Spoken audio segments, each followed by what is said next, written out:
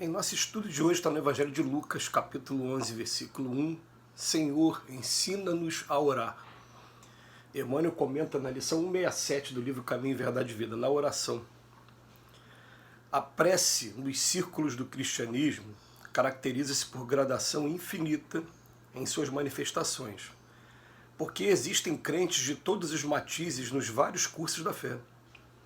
Os seguidores inquietos reclamam a realização de propósitos inconstantes. Os egoístas exigem a solução de caprichos inferiores. Os ignorantes do bem chegam a rogar o mal para o próximo.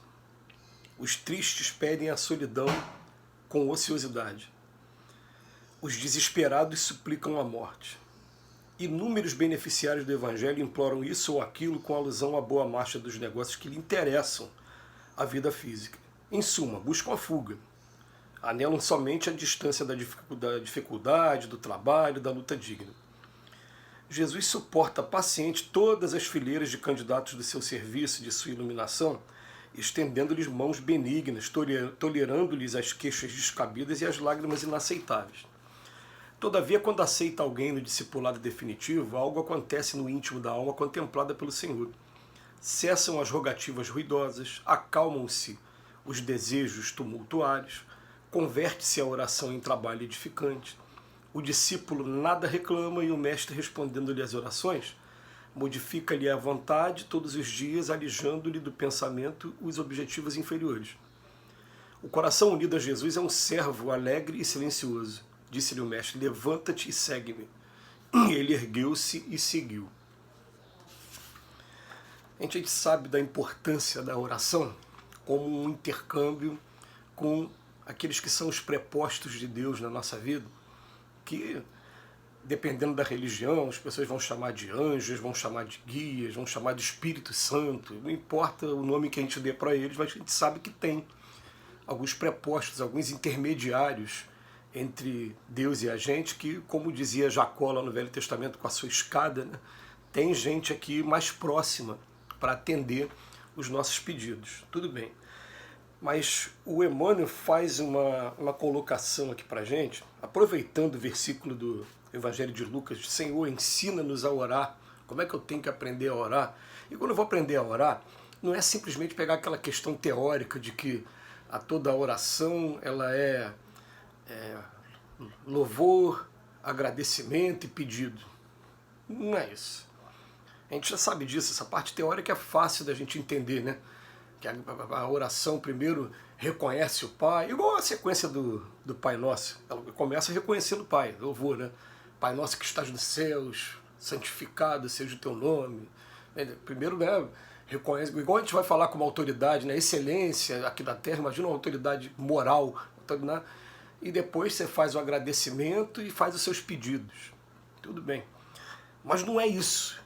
Porque mesmo sabendo esses três, os pedidos que eu vou fazer, na maioria das vezes são pedidos que a gente está fazendo ainda não observando os propósitos superiores, não observando e não tendo a compreensão dos cenários em que a gente está inserido para poder proporcionar a evolução de cada um, o grande cenário, né, a escola da família, a escola do trabalho profissional, a escola do ambiente religioso, a escola da vida social. A gente não está observando isso e está fazendo os pedidos de acordo com as nossas, vamos botar assim, nossas necessidades mais imediatas.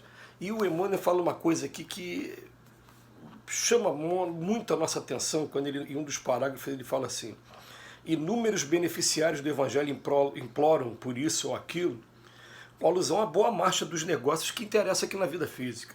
Né? Por exemplo, né? Eu terminei de ver um grupo que fez uma aposta na Mega Sena e está fazendo oração pedindo para que Deus ajude a ganhar na Mega Sena. É um exemplo. Em suma, buscam a fuga, anelam somente a distância. O que as pessoas querem na maioria das orações? Distância da dificuldade, do trabalho e da luta digna. Gente distante de tudo aquilo que vai proporcionar o equilíbrio, vai proporcionar que essa jornada aqui que a gente está vivendo na Terra seja mais suave, seja mais tranquila. Então é muito comum, a pessoa ela quer ter um trabalho que ela ganhe mais e trabalhe menos, né? Que tenha menos dificuldade, ela não quer ter os desafios da família, né? E foge da luta digna. É tão interessante isso, gente, que, por exemplo, as pessoas ainda não conseguiram entender que quanto mais preparado para a vida você esteja, é mais natural que esses prepostos do outro lado da vida queiram, de alguma maneira, aproveitar e se utilizar de você para o bem. Então a pessoa vai pensar assim, eu quero pedir que o meu filho nasça com saúde física, tá? E que ele seja o engenheiro, o médico, o arquiteto, o advogado, essas profissões. Ou seja, quando você está pedindo isso, o que você está pedindo em suma? Você está pedindo que teu filho não te dê trabalho, né? E quando a gente começa a entender o mundo espiritual e até o papel que a gente está desempenhando aqui na Terra, a gente vai ver que quando a pessoa está preparada de verdade, Deus vai mandar aquele filho difícil para você. É aquele filho que você precisa aprender a amar para educar, porque educar dá trabalho. É aquele filho que vai trazer uma doença física, um problema físico. Por quê? Porque essas doenças a gente sabe que são reflexo ainda das mazelas do espírito, né? A gente vai ter que tratar a doença física, mas vai ter que tratar também o espírito. Jesus falava assim, todas as curas, né? Vai, não peques demais para que nada de pior não te aconteça. Tua fé te salvou, né? Mas eu preferi que meus filhos não me dessem nenhum trabalho, né? Nenhuma dificuldade. E quanto na verdade a gente vai ver que é muito mais gratificante para a gente quando a gente olha de fora e vê assim, uma pessoa que na verdade não teria uma perspectiva nenhuma de ter conseguido ali alcançar um degrau interessante, você foi o instrumento utilizado por eles lá do outro lado para que aquele espírito se levantasse, aquele espírito aproveitasse aqui a oportunidade que a reencarnação está dando para ele, que essa vida aqui está dando para ele, né? Então a gente vai ver assim, olha o que as pessoas pedem nas orações, né? Os seguidores inquietos reclamam a realização de propósitos que são inconstantes, muda toda hora. Os egoístas querem o capricho inferior. Os ignorantes de bem chegam a rogar mal para o próximo. Gente, eu me lembro de um filme, né? Que eu nunca vi uma cena dessa pessoalmente, pelo menos de maneira tão grave assim, né? A gente vê outros menores. Mas eu vi um filme que está aí para todo mundo ver, de Cidade de Deus, falando da criminalidade lá.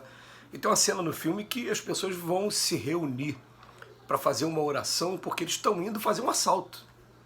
Então eles estão orando para que tudo dê certo, para que eu não tenha que dar tiro em ninguém, para que eu não tenha que machucar ninguém. Eu falei, meu Deus, por isso que o Emmanuel vem mostrar aqui para a gente, é bom que a gente leia isso aqui. Fala, será que algumas vezes os desesperados suplicam a morte? A pessoa está com uma doença grave, um câncer que está sendo doloroso o tratamento. Os espíritos dizem para a gente que o câncer, principalmente, é uma marca no corpo espiritual. Aquele corpo que o Paulo de Tarso fala lá na segunda carta aos Coríntios. A gente tratando o nosso corpo espiritual, o nosso corpo físico agora, já que a doença se manifestou no corpo, eu estou tratando do meu corpo espiritual. Significa que eu já tenho essa marca, essa cicatriz no meu corpo espiritual e agora estou tendo a oportunidade de tratar. Ao invés de tratar, o que acontece? Eu estou pedindo desesperado para que abrevie minha vida. Me mata logo, me leva, meu Deus. Por que você está fazendo isso comigo?